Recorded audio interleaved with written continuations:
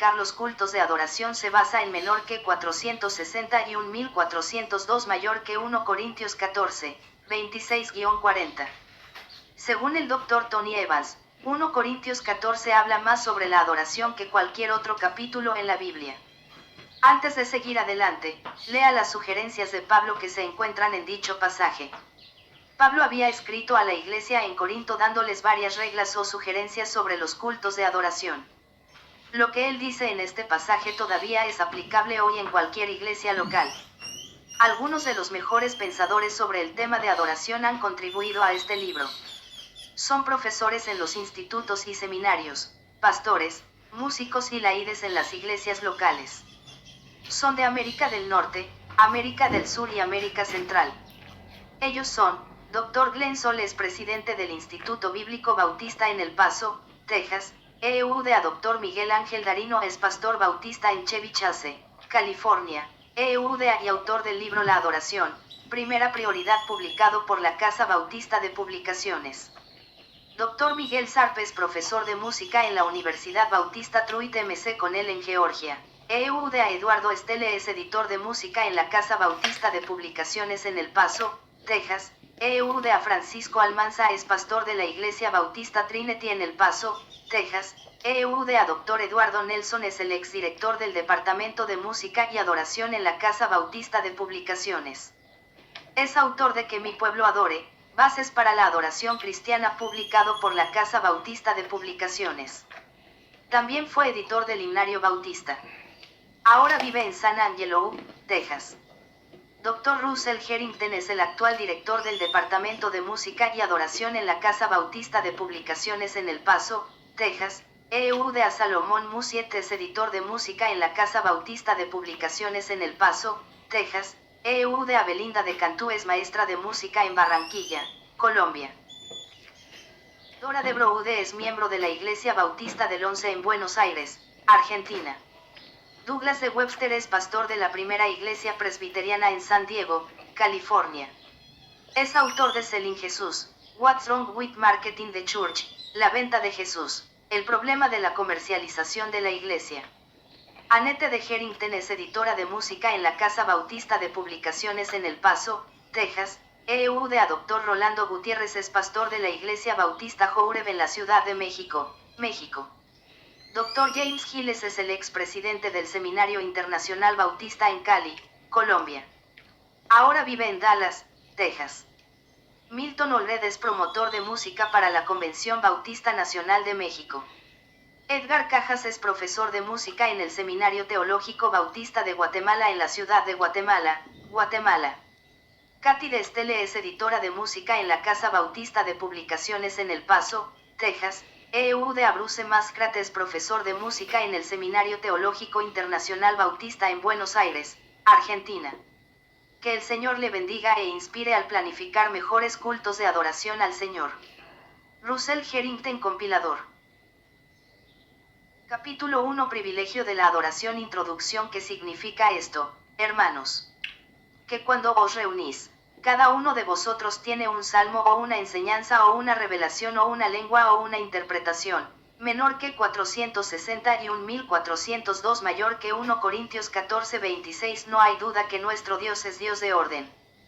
Desde el principio vemos que Dios creó al mundo ordenadamente en 6 días. Observamos en Génesis 1 que Dios hizo las cosas en orden cada día. Notamos que un día trabajó con los elementos de la tierra, otro día con los del mar y otro día con los del cielo.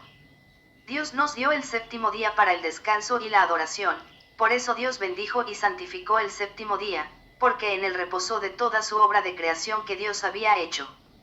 Menor que 010203 mayor que Génesis 2:3. También a través de la historia vemos a Dios obrando con orden. Siempre tiene un plan y luego lo lleva a una conclusión feliz. Por eso no nos debe sorprender que Dios prefiere que realicemos los cultos ordenadamente. Pablo dice en menor que 460 y 1404 mayor que 1 Corintios 14:40, pero hágase todo decentemente y con orden. En este pasaje Pablo está hablando a la iglesia en Corinto sobre la importancia de tener orden en el culto. Existían muchos problemas en la iglesia, y por varios capítulos Pablo les había escrito con franqueza aconsejándoles cómo resolverlos. Finalmente, en el capítulo 14, Pablo habla de la importancia de la adoración y el orden en el culto. Adorar al Señor es un gran privilegio que Dios nos da. Dirigir el culto de adoración es otro gran privilegio que viene del Señor. En este capítulo veremos dos fundamentos básicos en la adoración: 1. Cómo adorar. 2. Renovación del ministerio a través de la adoración.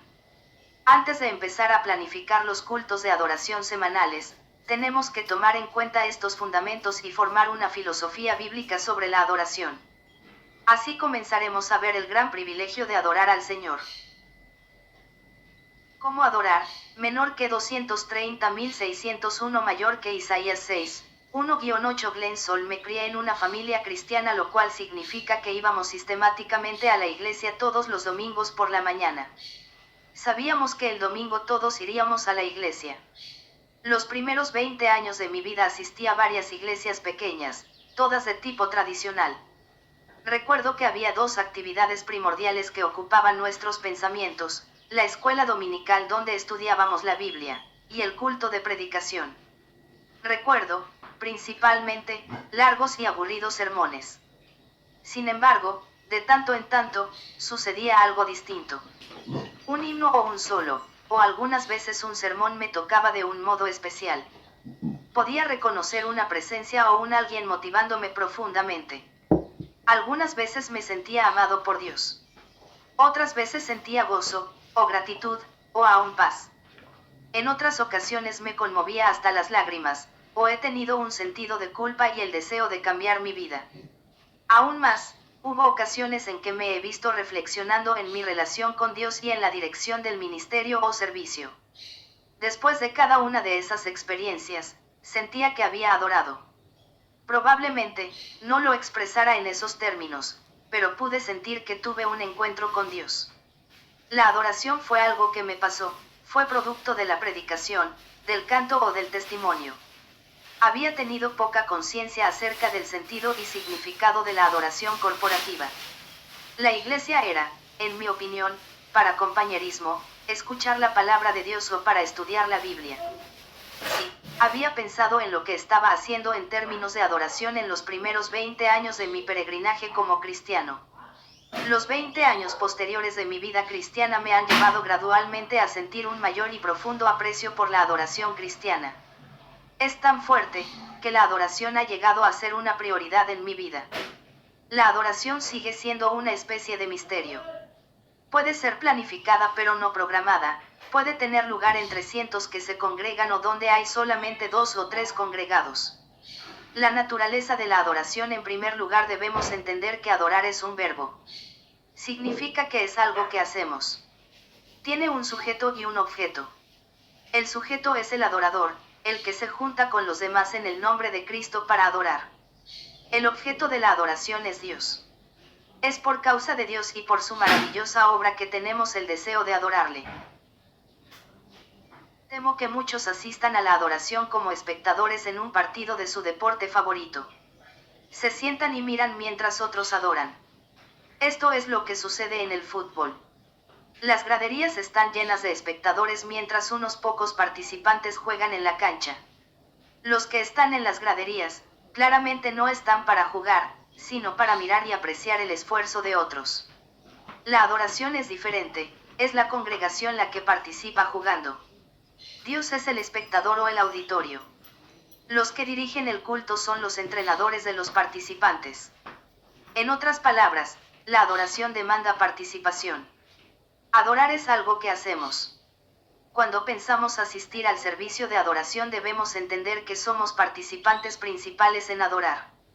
No es suficiente tomar asiento por ahí y mirar si sucede algo interesante o si hemos sido involucrados de alguna manera. No es correcto decir, bueno, no saqué nada interesante del culto. Eso puede ser lo que sentimos, pero si entendemos que la adoración es algo que hacemos, entonces no tendremos que esperar para ver si logramos algo del culto. Por otra parte, debemos definir qué es la adoración. ¿Qué significa adorar? C.S. Lewis define la adoración como, alabar con lo que conocemos y gozarnos. F1. Adorar es ofrendar a Dios. como creyentes, recibimos regalos de Dios y en adoración se los devolvemos. Ofrecemos amor a Dios porque Él nos amó primero. Le damos ofrendas a Dios porque Él nos dio primero. Buscamos a Dios, porque Él nos vio y buscó primero. En la adoración, descubriremos que Dios todavía nos ama, nos da y nos busca. Él continúa dándonos estos regalos a medida que nosotros se los devolvamos. La adoración es un acto de celebración por lo que es Dios y por lo que ha hecho. Es una celebración de Dios. No podemos festejar a Dios sin un espíritu de celebración. Es un pecado si permitimos que la adoración sea monótona y aburrida. A veces nuestra adoración parece más un funeral que una celebración. Pensemos, ¿qué hay de malo en hacer de la adoración una ocasión gozosa? ¿Cómo podemos verdaderamente alabar y celebrar al Dios que nos creó, salvó, que nos protege y que está preparando un lugar para nosotros, sin un sentido de gozo y celebración? La adoración es una ocasión para gozarnos de la vida que tenemos en Jesucristo. Es posible y ciertamente deseable adorar a Dios en privado, pero la adoración es principalmente para la comunidad de creyentes. En efecto, la adoración es el ministerio más importante de la Iglesia. El pueblo de Dios existe para servirle. No. Hay mayor servicio a Dios que el que le brinda su propio pueblo. Una comunidad de adoradores obedece al primer mandamiento: no tendrás dioses ajenos delante de mí. Importa más el espíritu de adoración que el método usado. Recuerda la conversación de Jesús con la mujer samaritana acerca del pozo de Jacob, Juan 4. Ella quería hablar sobre el lugar de adoración. Nuestros padres adoraron en este monte, y vosotros decís que en Jerusalén está el lugar donde se debe adorar. Jesús le dijo: pero la hora viene, y ahora es, cuando los verdaderos adoradores adorarán al Padre en espíritu y en verdad. Lo que estaba diciendo en realidad es que el lugar de adoración no es lo más importante.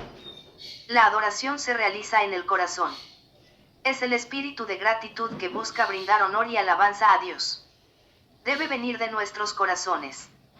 También significa que nuestras actitudes internas son mucho más importantes que nuestras formas externas de adorar. No es el lugar ni la forma lo más importante, lo verdaderamente importante es el espíritu de adoración. En algunos lugares, la adoración puede realizarse en una casa donde algunas personas comparten un vaso de jugo y un pedazo de pan, mientras están sentados alrededor de la mesa familiar. Si el propósito del acto es recordación de la gracia redentora de Dios en Jesucristo, entonces es adoración. Hay muchas formas y maneras de adorar. Si hay alabanza y celebración de Dios el Padre de nuestro Señor Jesucristo, Dios quedará complacido. Las formas de la adoración cambian porque la cultura influye en ellas. La gente expresará su alabanza a Dios en maneras que les permita exteriorizar sus necesidades. No debemos juzgarla. Debemos evaluar más a menudo nuestras propias formas de adoración para ver si cumplen las necesidades de quienes se reúnen en nuestra comunidad cristiana. La importancia de adorar. En segundo lugar, debemos entender la importancia de adorar. Dijimos que la adoración debe considerarse como el ministerio más importante de la Iglesia. Antes que nada, la adoración ayuda a la Iglesia a mantenerse en el centro de su razón de ser.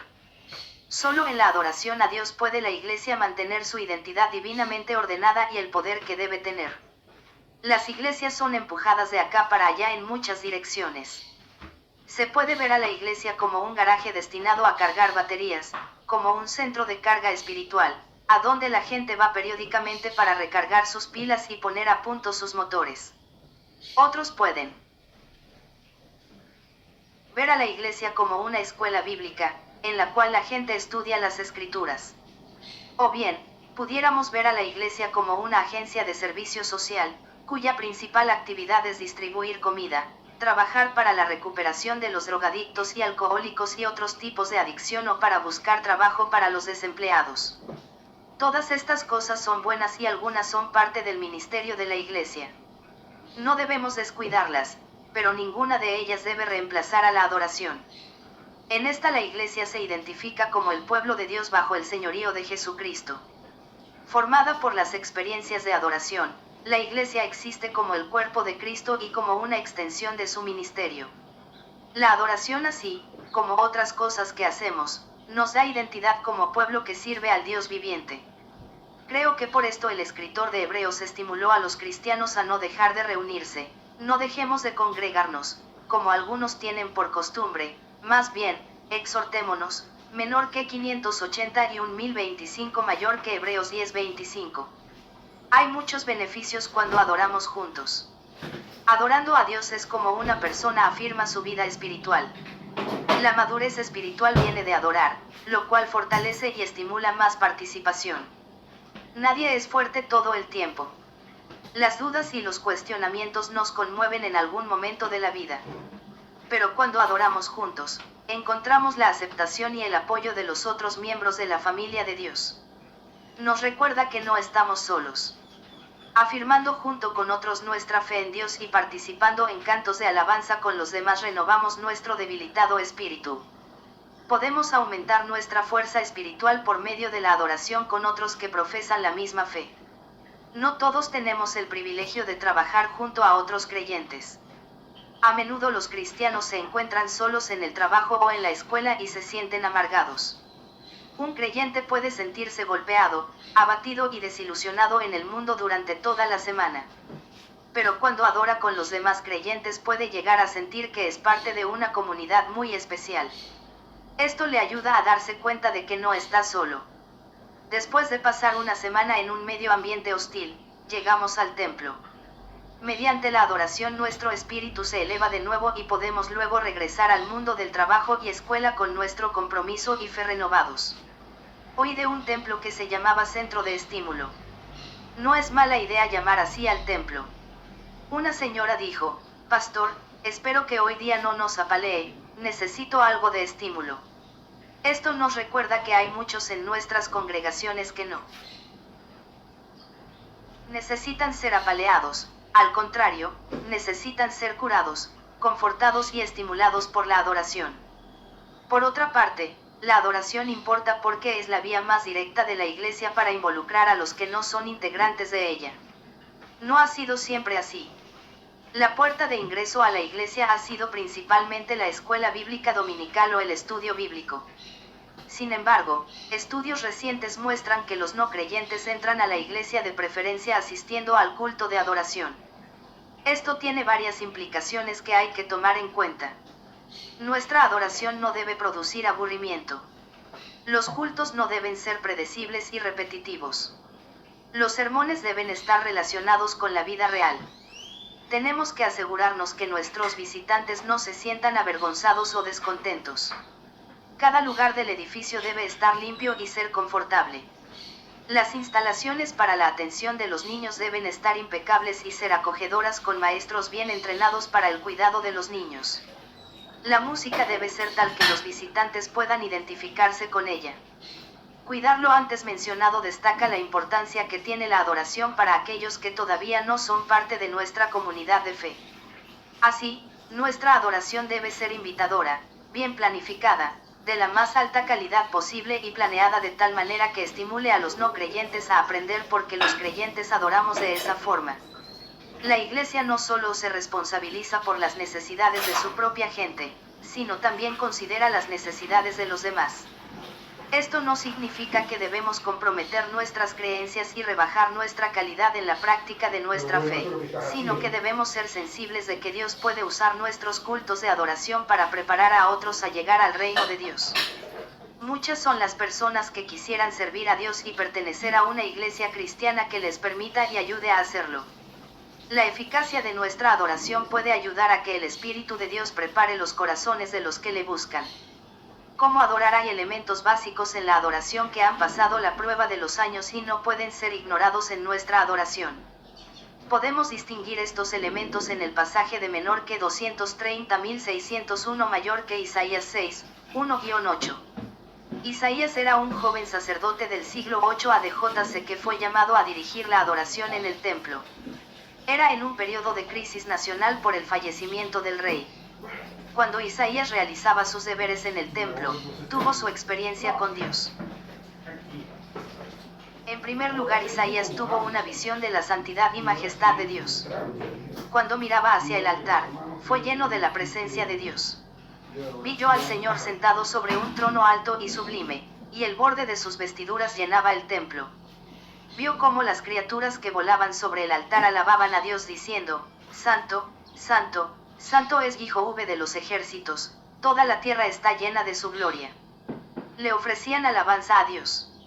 Las criaturas proclamaban la gloria de Dios, gloria de la cual estaba llena toda la tierra. Este es un elemento importante en la adoración.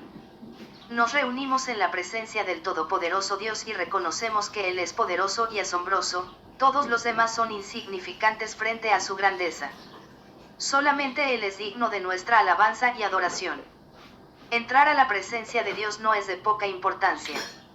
No es para tomarlo a la ligera. Debemos acercarnos a Dios sabiendo que Él es misterioso, pero a la vez maravilloso. En la presencia de Dios entregamos la alabanza. Sin embargo, cualquiera sea la forma de alabanza, esta debe venir de lo profundo de nuestros corazones. Debe ser sincera y verdadera. El canto, la oración y la ofrenda deben ser una ofrenda genuina de alabanza. Por otra parte, Isaías se vio a sí mismo delante del Todopoderoso Dios. Por eso brotaron de sus labios palabras de confesión de pecado, ay de mí, pues soy muerto.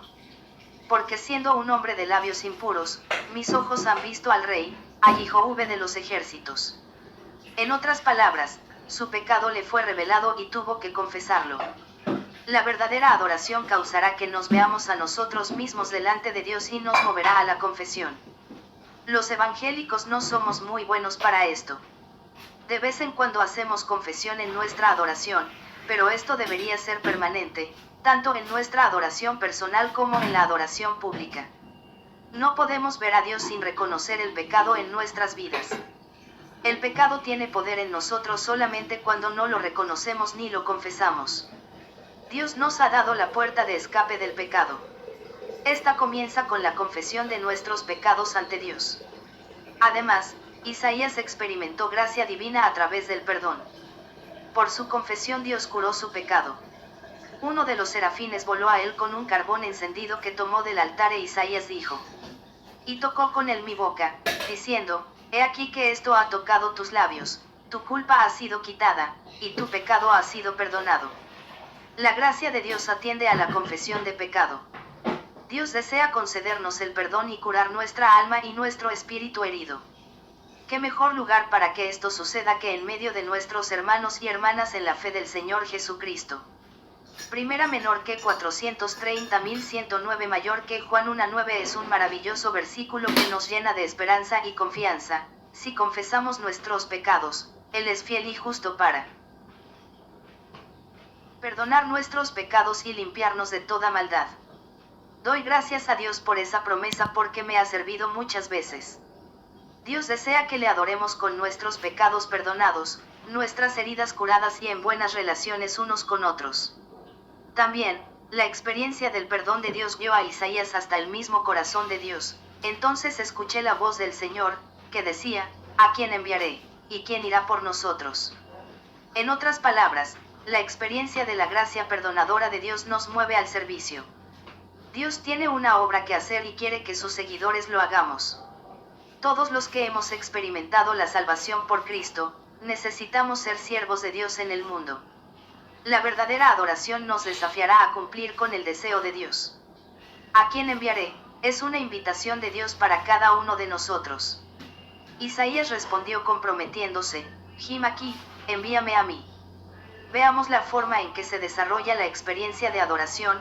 Isaías se presenta ante Dios, a Dios alaba, se mira a sí mismo como una persona necesitada de perdón, confiesa su pecado y recibe perdón por la misericordia de Dios. Entonces, oye la invitación de Dios y responde comprometiéndose.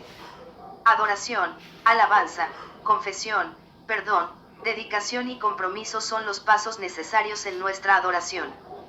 Estas no son las únicas formas, pero estos elementos nos permitirán adorar a Dios en espíritu y en verdad. La adoración es un encuentro con el Dios vivo. Es más que cumplir los pasos de la acción de adorar. No es solamente una creencia en Dios, sino una confesión de que es mi Dios. Esto es lo que implica menor que 451.201 mayor que Romanos 12:1, donde el apóstol Pablo dice, Así que, hermanos, os ruego por las misericordias de Dios que presentéis vuestros cuerpos como sacrificio vivo, santo y agradable a Dios, que es vuestro culto racional. Renovación del ministerio a través de la adoración. Miguel Ángel Darino. Si el Señor va a ser el Señor en nuestra vida, la adoración deberá ser la prioridad. La verdadera adoración es una experiencia de realidad, un toque de vida. La adoración genuina, real, solo ocurre cuando el Espíritu de Dios se encuentra con nuestro espíritu, menor que 450.811, mayor que Romanos 8, 11b. El apóstol Pablo es quien experimenta el toque vivificador, oportuno del Espíritu que abre una nueva visión y conciencia a la realidad de su vida cristiana. Es sumamente interesante notar el caminar de Pablo. Se consideraba apóstol, estaba seguro de sí mismo, proclamaba ser hebreo de hebreos, pero, a la medida del conocimiento íntimo de su Señor y Salvador, decrece para ensalzar a Cristo. Crece en humillación, pero se gloria en su Señor. Se siente muy pecador, pero alcanza el tercer cielo escuchando palabras inefables. 2 Corintios 6 de enero de 2012. Es que adoración para el apóstol era vida, la vida. Su adoración es vida, realidad y, como consecuencia, servicio. El gran mandamiento, el primero que Jesús recuerda a los escribas es: y amarás al Señor tu Dios con todo tu corazón, y con toda tu alma, y con toda tu mente y con todas tus fuerzas, menor que 411.230, mayor que Marcos 12:30. La prioridad divina es adoración, después servicio. Esto está en el corazón de nuestro Dios. Ahora es, cuando los verdaderos adoradores adorarán al Padre en espíritu y en verdad, porque también el Padre busca a tales que le adoren, menor que 430.423, mayor que Juan 4:23. Dios activamente busca adoradores. El servicio debe surgir, fluir de la adoración. Servicio como sustituto de la adoración es idolatría. Me temo que muchos hemos cambiado los papeles y como consecuencia sentimos el peso de la frustración, de la impotencia y falta de alegría en el ministerio. Hemos cambiado contemplación por servicio, el gozar de su presencia por activismo, reconocimiento de su grandeza y dignidad por el logro de títulos y papeles. Y lo que es peor aún, al decir de Cecilio Arrastía, tenemos un problema, una esquizofrenia tremenda: adoramos, glorificamos al Dios de la historia en la santidad del santuario y el resto de la semana nos olvidamos completamente de aquel que mandó a su Hijo, porque amó al mundo de tal manera que estuvo dispuesto a darlo por su redención. Y no hay verdadero servicio, porque no hay verdadera adoración. F2. A veces creo que los pastores estamos muy preocupados en enseñar a adorar, pero nosotros mismos no adoramos. Y no lo hacemos solo porque estamos preocupados en las formas, el ritual, la liturgia. Al fin y al cabo, la liturgia es el medio que Dios nos da para que expresemos nuestra identidad con Él. Podemos usar todas las técnicas correctas, todos los métodos correctos, es posible aún tener la mejor liturgia, pero nosotros no habremos adorado a Dios hasta que el Espíritu nos haya tocado. Adoración es vida. Cantamos, oramos, alabamos, pero adoración es más que todo esto. La verdadera adoración es una respuesta activa a Dios por la cual declaramos que Él es digno. La adoración no es pasiva, requiere de nuestra activa participación. No es opcional, es en realidad un mandamiento. Tampoco es un simple modo de acercamiento a Dios, es una respuesta a su deseo. Tampoco es un sentimiento, es una declaración.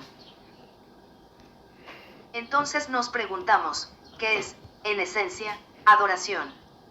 Es en realidad la celebración de Dios, celebrar a Dios en cada circunstancia de la vida, en cada situación difícil, en cada momento de alegría, en cada entrevista de oficina, en cada diálogo con el hermano. Cuando adoramos verdaderamente, vivimos verdaderamente. Despertamos a la realidad de que nuestro vacío existencial ha sido llenado de la plenitud de Dios en Cristo. Por eso adorar es celebrar a Dios en nosotros, celebrar su vida en nuestra vida, el toque de su espíritu a nuestro espíritu. Debo reconocer que comprender esto en mi propia vida, renovó mi ministerio. Desperté a esta realidad cuando en la ciudad de Santa Rosa, La Pampa, Argentina, estaba haciendo mis prácticas de vuelo a vela. Allí arriba en el aire, en un frágil planeador, era feliz. Podía contemplar la grandeza de Dios en lo maravilloso de su creación. Podía dialogar con Dios y aún escucharle. En un momento vino una pregunta a mi corazón: ¿por qué no puedo experimentar lo mismo allí abajo? Descubrí que debía descubrir a Dios en la vida cotidiana de problemas y desánimo, de alegrías y frustraciones. Él estaba también allí, solo hacía falta celebrarle. Celebrar a Dios en nuestra vida cotidiana significa recuperar la alegría de servirle. La adoración puede renovar notablemente nuestro ministerio como líderes en la Iglesia de Cristo. Es porque la adoración verdadera no es el comentario ocasional que puede producir un buen preludio del órgano o el piano antes de cada culto. Ni aún el silencio que puede inspirar en nosotros la maestría del ejecutante. Adorar es permitir que la música sea un medio que entone nuestros corazones para contemplar al Señor por la fe. Adoración no significa seguir estrictamente una liturgia que alimente la mente y calme la conciencia del compromiso de cumplir con Dios. Es estar seguros de que por medio de la liturgia, aplicamos la palabra de Dios a nuestras vidas para que nos conforme más y más a la imagen de nuestro Salvador. No podemos enseñar a adorar si no adoramos verdadera y conscientemente a Dios en nuestra vida. Aun adorando, nuestra preocupación debiera ser que los demás aprendan a hacerlo. Es que la adoración verdadera es vida, vida de Dios en nuestra vida. La celebramos y compartimos porque hemos descubierto el gozo de adorarle, lo que en torno nos ha devuelto el gozo en servirle. Reflexione y escriba a continuación en pocas palabras su propia visión para el ministerio de adoración en su iglesia.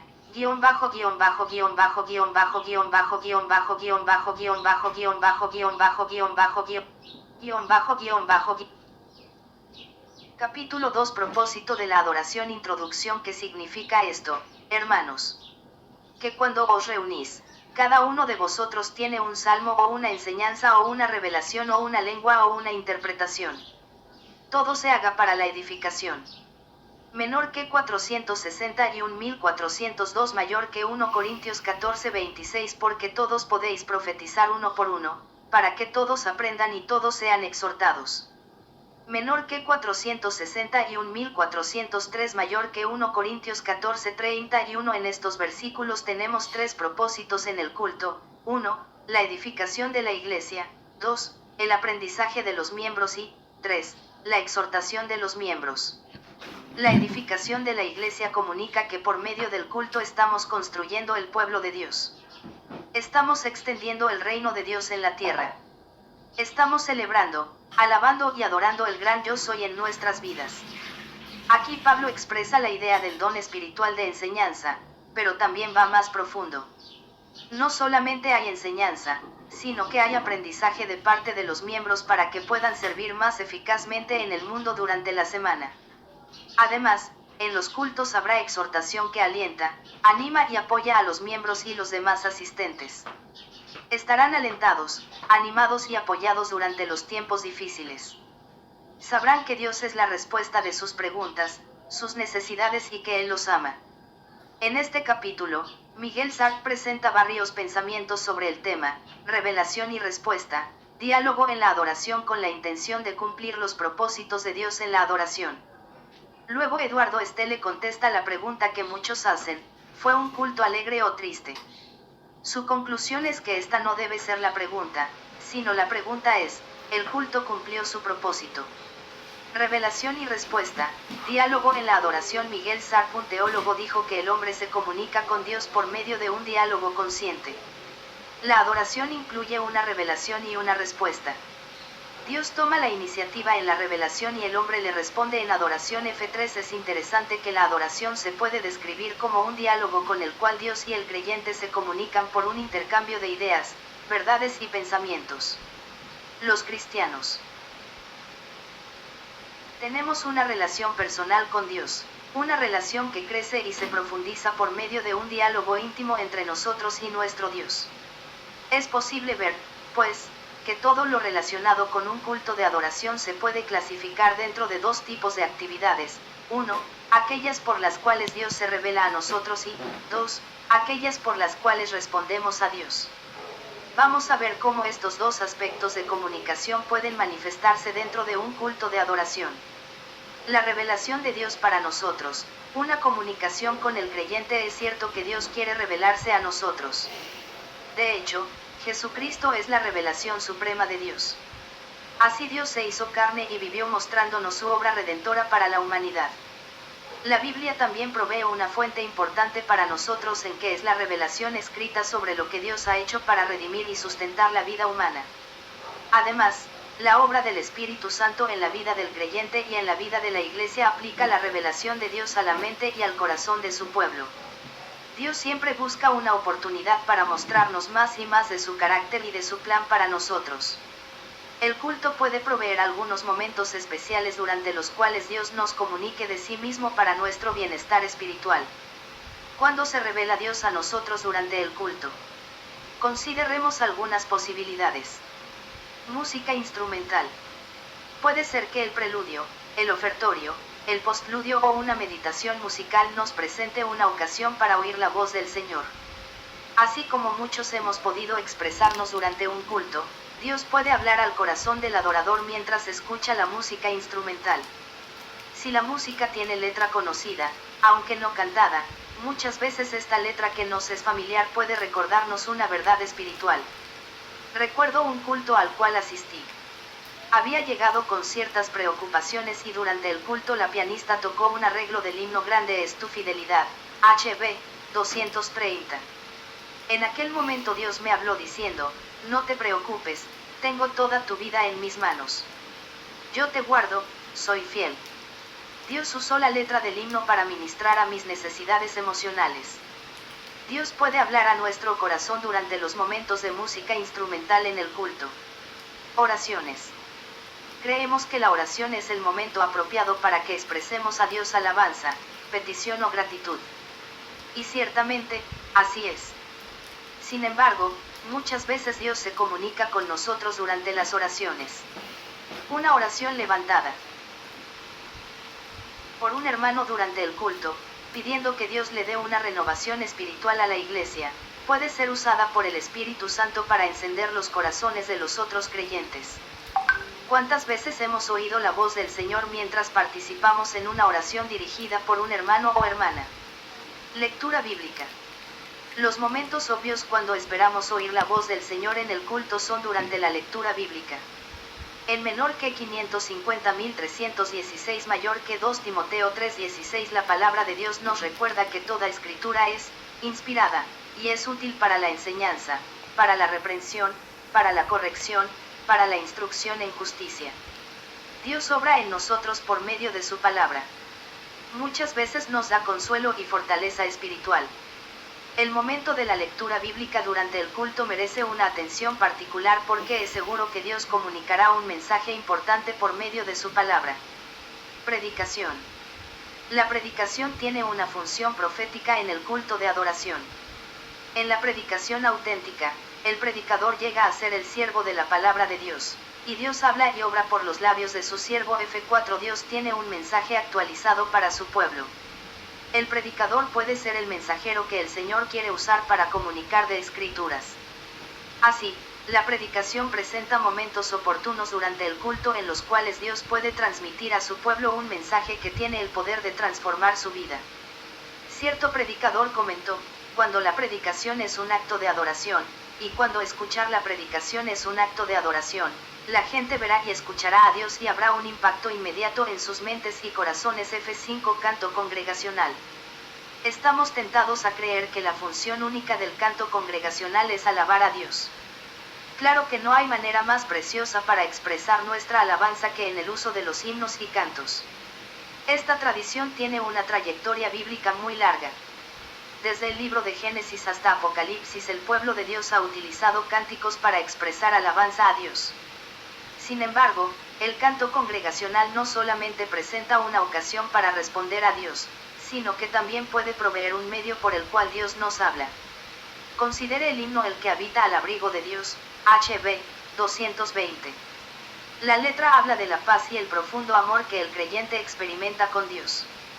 Su lenguaje es como un retrato de la relación entre nosotros y nuestro protector divino.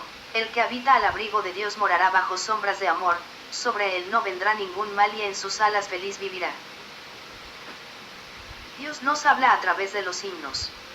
Los temas hímnicos están limitados solamente por el repertorio de la congregación. Al entender el aspecto de diálogo en el culto, estamos motivados a aprender y enseñar más himnos y cantos y así extender nuestro repertorio de canto como iglesia. El motivo no es solamente enriquecer nuestros recursos de alabanza, sino poder ampliar los recursos para que Dios nos hable por medio del canto congregacional. Testimonios. Cuando compartimos con otras personas lo que el Señor ha hecho en nuestra vida, estamos dando nuestro testimonio personal. Estamos testificando sobre la bondad y el amor de nuestro Dios quien nos cuida y guía. Podemos testificar usando nuestras propias palabras o podemos usar una poesía o canto. Lo importante es que el mensaje del testimonio exprese algo de nuestra propia experiencia con el Señor. Si es lo nuestro y si está de acuerdo con la enseñanza de la palabra de Dios, puede convertirse en instrumento de Dios para compartir con los demás un mensaje de fortaleza y ánimo. A veces he sentido que Dios me estaba hablando directamente por la boca de un cantante que expresa lo que el Señor ha hecho por él o ella. Seguro que Dios nos puede hablar en los cultos por los testimonios de los demás. Responder a Dios, una comunicación con Dios. Si estamos verdaderamente participando en el culto de adoración, estamos a la vez respondiendo a Dios.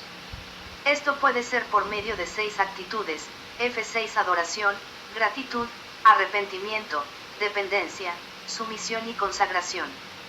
El culto puede proveer muchas oportunidades para expresar esas actitudes como parte de nuestro diálogo con Dios. Actitud de adoración. Esta actitud se expresa en la alabanza y en las acciones de dar importancia, glorificar a Dios.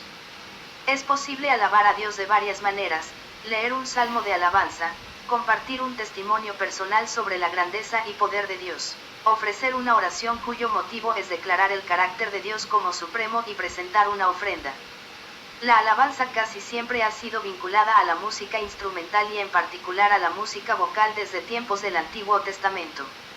Los himnos y cánticos que hablan del carácter de Dios nos ayudan a responder en diálogo con Dios de una forma personal.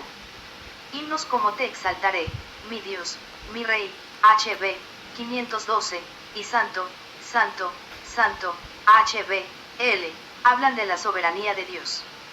Como la alabanza es una especie de oración, la letra nos ayuda a responder a Dios al alabarle directamente: Te exaltaré, mi Dios, en vez de exaltaré a Dios.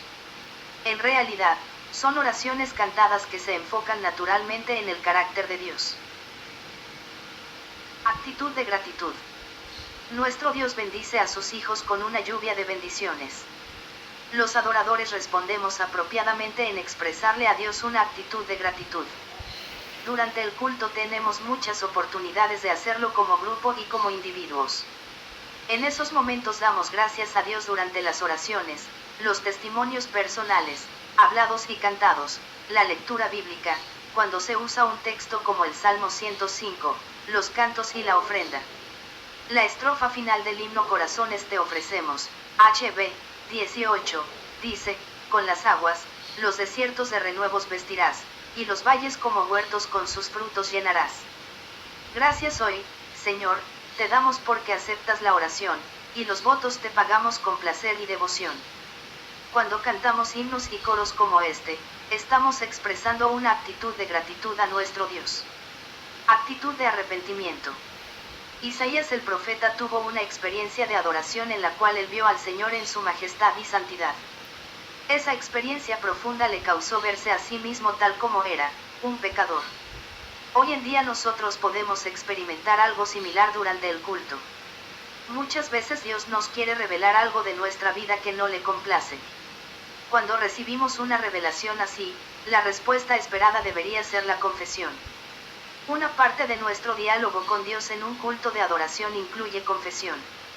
La palabra confesión significa estar de acuerdo con Dios tocante a nuestro pecado.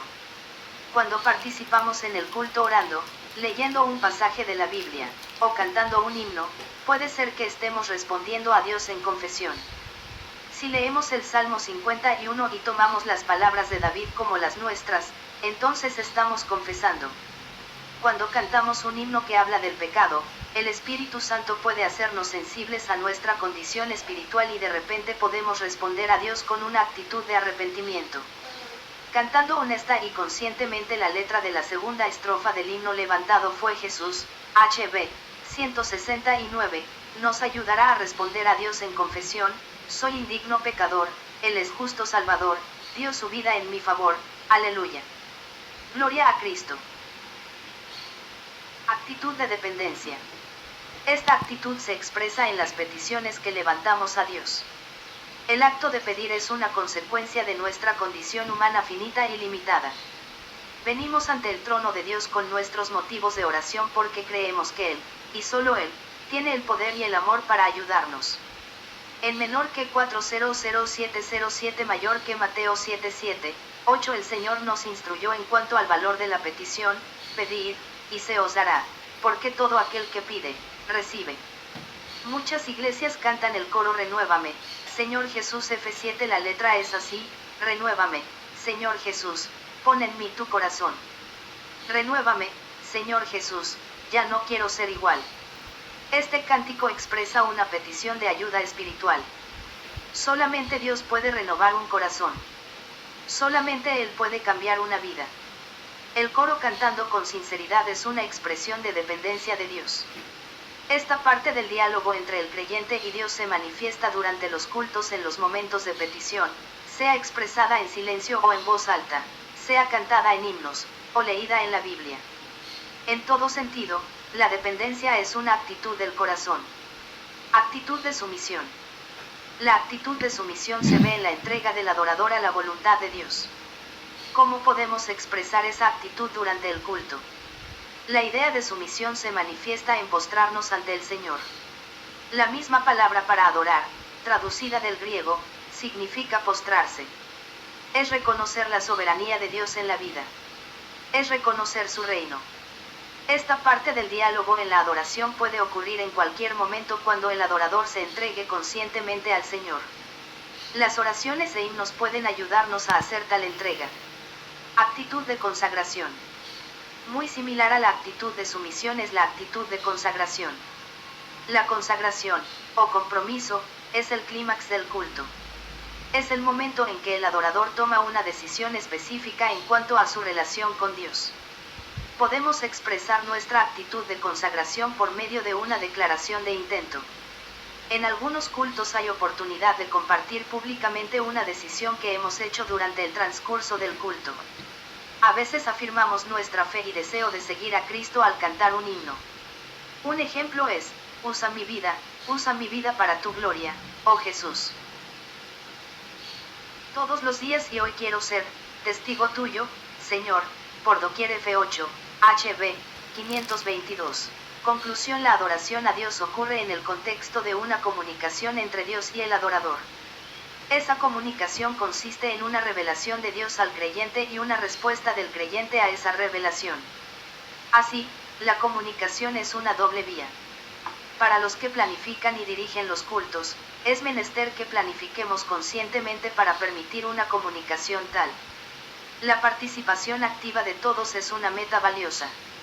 Pueden participar al escuchar, leer en voz alta, cantar u orar en silencio.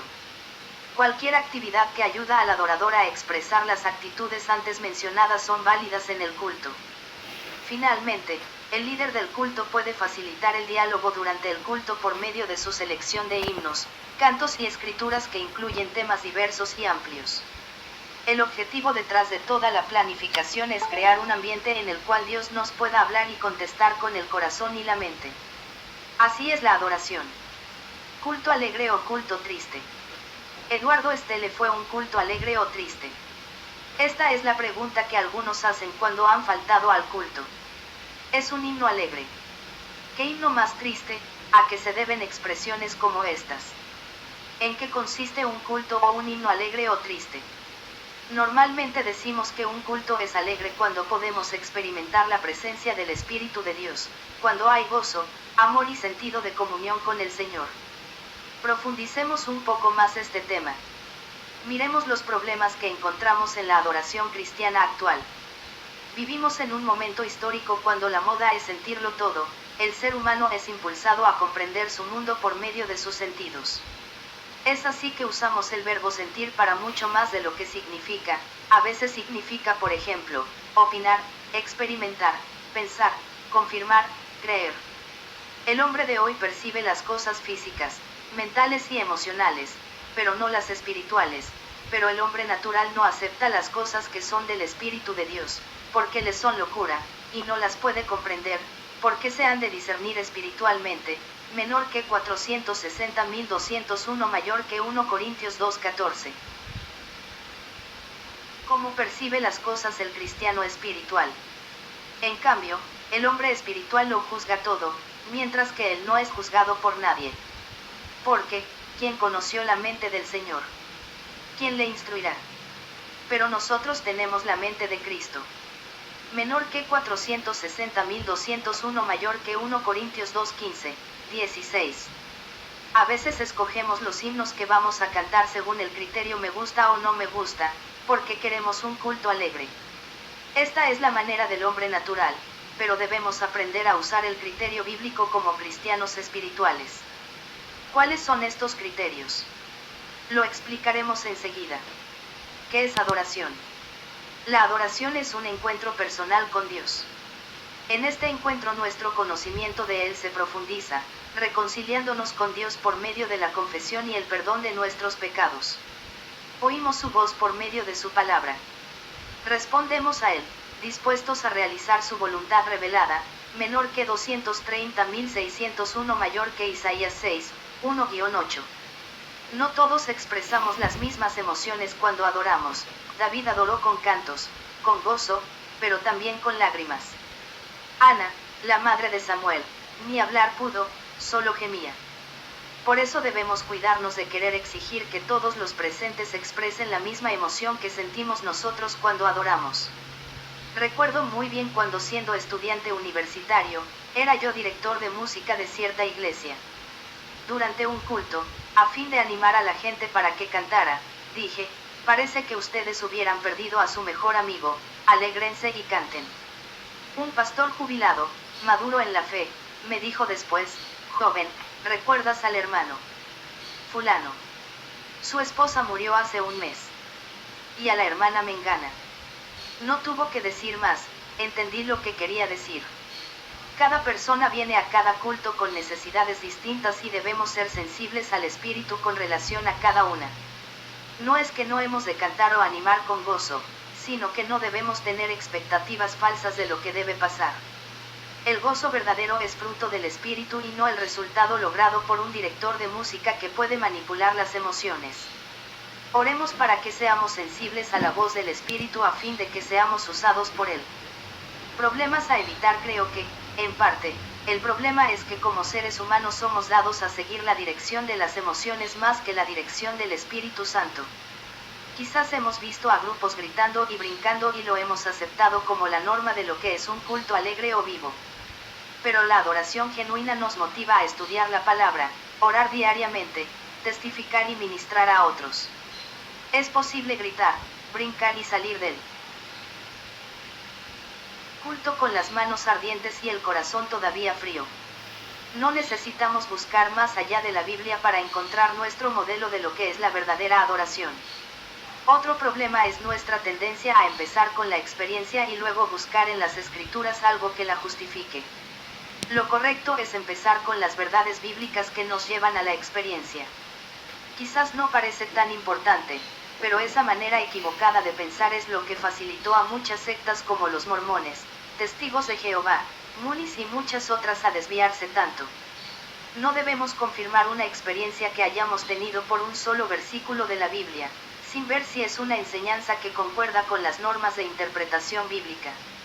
El hecho que la Biblia menciona algo, no necesariamente significa que lo enseña. He escuchado a algunas personas con buenas intenciones hacer comentarios que la Biblia simplemente no enseña, eran solamente sus opiniones.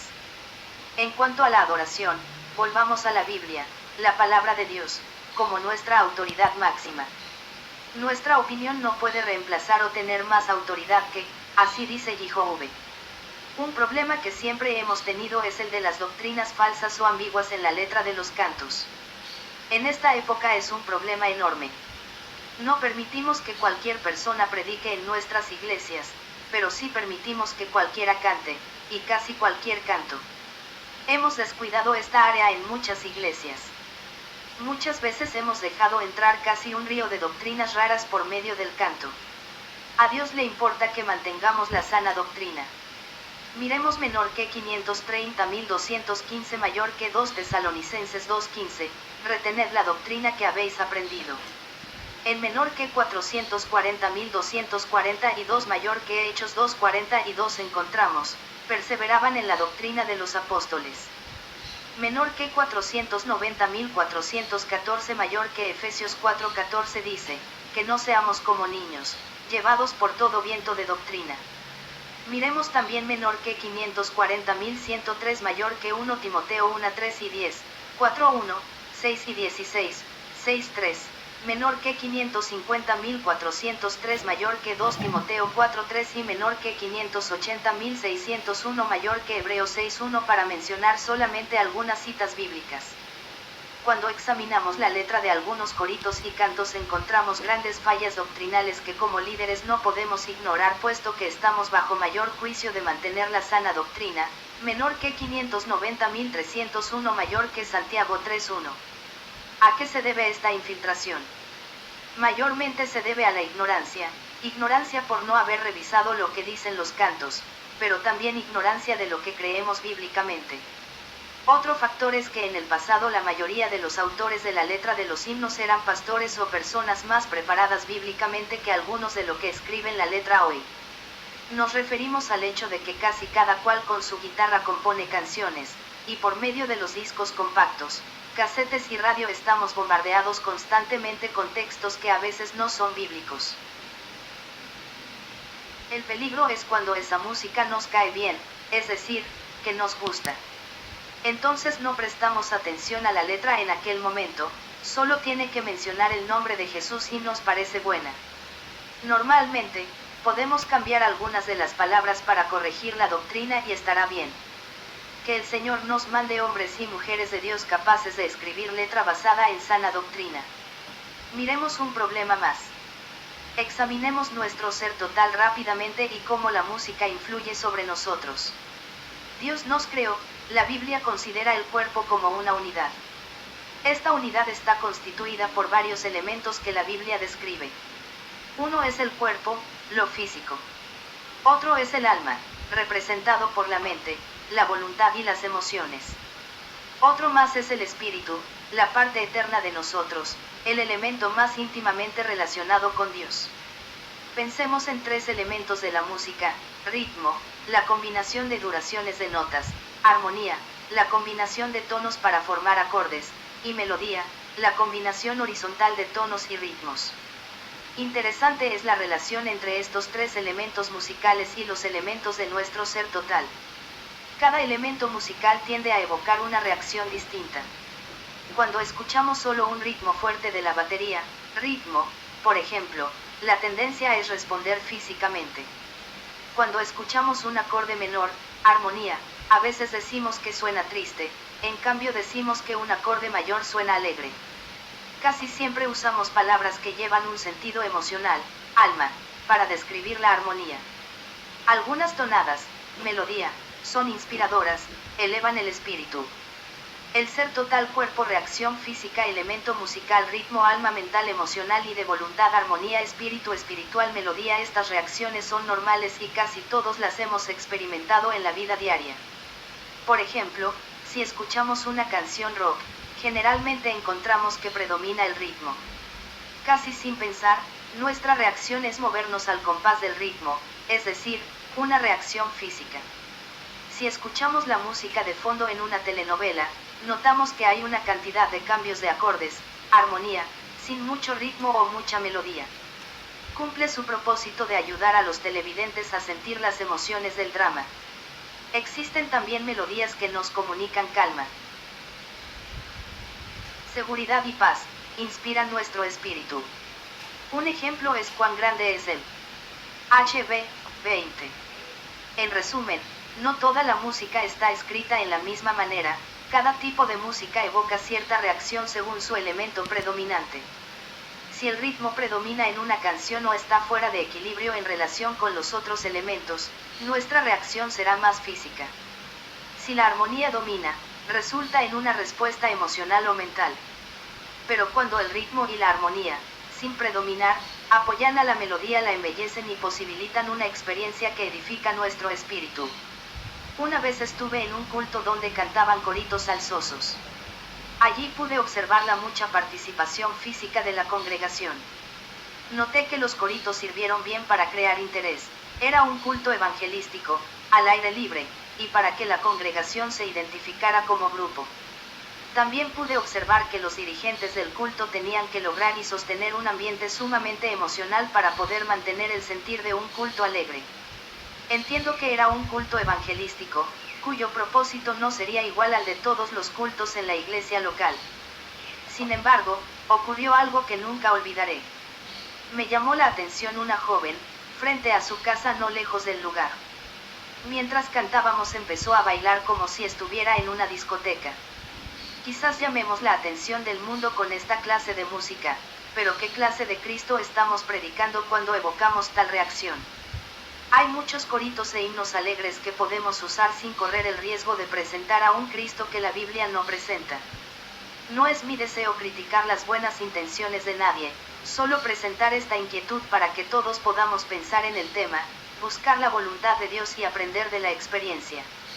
No digo que todo himno se debe cantar lento y todo corito ligero. A veces cantamos santo, santo, santo como si fuera escrito triste, muerto soy. Menor que 430.424 mayor que Juan 4:24 dice, Dios es espíritu, y es necesario que los que le adoran, le adoren en espíritu y en verdad. Lo importante en relación con el tema es saber qué clase de ofrenda estamos brindando al Señor, una ofrenda básicamente física, emocional, mental o una espiritual. Estamos utilizando la música como una ofrenda en el espíritu del Señor. Puede ser que con alguna música no adoremos al Señor en espíritu, porque la letra del canto no contiene sana doctrina, entonces, tampoco estamos cantando la verdad. Sé que puede ser difícil revisar la letra de toda la música por su doctrina antes de presentarla, requiere tiempo, organización y también madurez espiritual. Pero debe ser nuestra meta hasta ser un hombre de plena madurez, hasta la medida de la estatura de la plenitud de Cristo, menor que 490.413 mayor que Efesios 4:13. Que seamos guiados por el Espíritu de Dios, controlados por Él, y que no sea que en la búsqueda de gozo seamos controlados por las emociones. Criterios a seguir. ¿Qué criterios usamos para seleccionar los himnos y coritos para el culto? Es una pregunta difícil de contestar. Seguramente hay más, pero aquí damos por lo menos 4 criterios que servirán de guía. 1. Que sea una melodía que interprete bien la letra, apoyada pero no dominada por la armonía y el ritmo. El mismo criterio en cuanto a la relación entre la melodía, armonía y el ritmo se aplica para la música instrumental. Otro factor relacionado es que cuidemos la asociación de ideas de cierta música que nos hace pensar en cosas mundanas. Por ejemplo, si un tipo de música se usa principalmente para bailes, cambiarle la letra para convertirla en sagrada, no la bautiza para el uso de la iglesia. Satanás puede usar esa asociación de ideas para ahogar el mensaje. 2. Que sea un himno o canto que concuerda con el propósito del culto y con el mensaje. Para ser eficaz, el enfoque de todo el culto debe ser el mismo, sin desviarse del tema que el Espíritu Santo ha indicado previamente. Planeamos los cultos con anticipación para realizarlos bien. El Dios que nos conoció antes de la fundación del mundo bien puede guiarnos y ayudarnos a planificar con unas semanas de anticipación. Dios merece lo mejor. 3. Que rindamos culto a Dios es otro criterio. Lo encontramos en el libro de Levítico. Cada persona tenía que ofrecer un cordero sin defecto como sacrificio para su purificación. Si no tenía lo suficiente para un cordero, usaba 2 palomas perfectas para cumplir con su limpieza ritual. Miremos menor que 581.315 mayor que Hebreos 13:15, así que, por medio de él, ofrezcamos siempre a Dios sacrificio de alabanza, es decir, fruto de labios que confiesan su nombre. No ofrecemos a Dios ningún sacrificio de alabanza defectuosa. Deseamos ofrecerle lo mejor que tenemos. Antes de ofrecer nuestro cuerpo en sacrificio vivo a Dios, preparemos el cuerpo, descansando lo suficiente la noche anterior para estar dispuestos la mañana siguiente a asistir al culto y participar plenamente en él. Mantengamos alerta nuestro espíritu y mente para el encuentro personal y santo que es la adoración a Dios. Una ofrenda perfecta es importante para los que colaboran en la música en la iglesia. Aunque todos no tenemos el mismo talento, todos queremos ofrecer lo mejor a Dios, un sacrificio sin mancha. Por eso, es imprescindible ensayar con anticipación, aprender lo mejor posible las técnicas necesarias y no improvisar de cualquier manera. El que no tiene tanto talento no debe sentirse avergonzado porque no canta como fulano o mengana. De la misma manera, el que tiene más talento que fulano o mengana no debe caer en el orgullo. Si nos hemos preparado y ofrecido lo mejor que podemos, es un sacrificio agradable a Dios. Así, no permitimos que gane Satanás. Todos debemos ofrendar un sacrificio de alabanza puro y sin mancha. 4. Que cuidemos la letra del canto. Recordemos que, como ministros de Dios, tenemos la tarea de enseñar la sana doctrina. Tengamos en cuenta lo que dijo el filósofo alemán, Goethe: permítanme preparar la música para una nación, y cualquiera podrá escribir sus leyes. Sabía que el canto determina el rumbo que la gente toma. Revisemos bien la letra para no caer en el error de desechar o torcer lo que dice Dios en su palabra por una música que nos caiga bien. Tengamos en cuenta la procedencia de los cantos. Por ejemplo, podemos usar con confianza todos los himnos en el himnario bautista y el himnario de alabanza evangélica porque la doctrina de la letra ha sido revisada por eruditos bíblicos. Tenemos un tesoro escondido esperándonos en sus páginas. También toda la música impresa de la Casa Bautista de Publicaciones es revisada cuidadosamente en cuanto a doctrina. Podemos enseñar todos sus himnos y otros cantos nuevos estrenándolos con el coro de la iglesia o un conjunto durante los cultos o la escuela dominical. Estos 4 criterios antes mencionados ayudan a mejorar las 5 funciones de la iglesia. Adoración. Educa a los miembros y crea conciencia en ellos para que entiendan qué es la adoración y para que practiquen sana doctrina. Evangelismo. Un culto bien planificado y enfocado prepara el corazón de los que han de ser parte del cuerpo de Cristo. Todo esto da mucho trabajo, pero podemos apropiarnos de estas promesas bíblicas. Todo lo puedo en Cristo que me fortalece. Menor que 5:004:13, mayor que Filipenses 4:13. Cantaré con el Espíritu, pero cantaré también con el entendimiento. Menor que 461:1401, mayor que 1 Corintios 14:15. La palabra de Cristo habite abundantemente en vosotros, enseñándoos y amonestándoos los unos a los otros en toda sabiduría con salmos, himnos y canciones espirituales, cantando con gracia a Dios en vuestros corazones. Menor que 510:316, mayor que Colosenses 3:16. Enseñanza. Presenta las verdades bíblicas en una forma creativa ayudando al aprendizaje. Compañerismo. Se goza juntos, celebrando la presencia del Señor entre su pueblo. Servicio. Motiva a los cristianos para servir al Señor en una manera que le glorifique. Conclusión: ¿fue un culto alegre o triste? No es la pregunta correcta. Para obtener la respuesta correcta debemos empezar con la pregunta correcta. Sería mejor preguntar: ¿cumplió el culto su propósito, o entienden los hermanos qué es adoración y cómo adorar? Que nuestro enfoque siempre sea glorificar y honrar a nuestro Señor. Reflexione y escriba en los siguientes renglones en pocas palabras.